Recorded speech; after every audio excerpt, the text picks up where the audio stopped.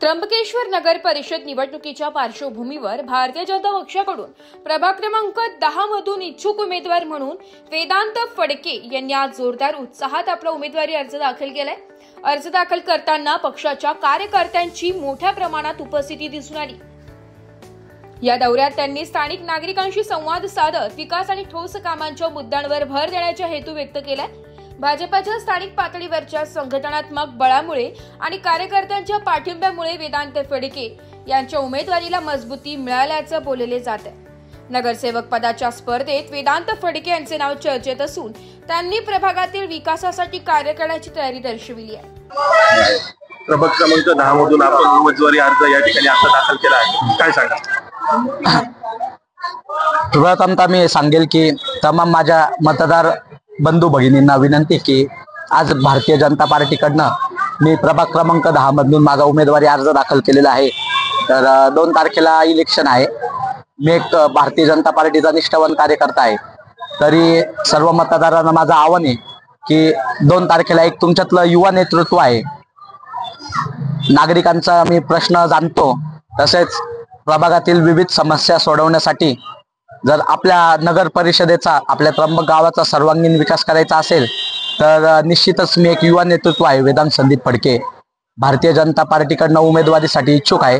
तर निश्चितच माझ्या नावाचा विचार करावा ही आपणास विनंती। आपल्या प्रभागात कोणत्या मुख्य समस्या आहे आणि त्या आपण कशा सोडवणार आहात? बघू शकतो की आपल्या ज्या प्रभागातल्या मुख्य समस्या आहे प्रामुख्याने तर आपण बघितलं असेल की जी मागच्या बॉडीमध्ये जी ड्रेनेज लाईनची जी काही दुरुस्ती कामं झाले होते असणारे ते अनेक ड्रेनेज लाईनचे रस्ते असतील, पाईपलाईन्स असतील व इतर अनेक समस्या असतील तर त्या काही मागच्या बॉडीमध्ये क्लिअर कट झालेल्या नव्हत्या आणि इथे मागच्या 2-2.5 वर्षापासून कुठली नगरसेवकांची बॉडी नसल्यामुळे अनेक शासकीय कामं प्रलंबित आहे।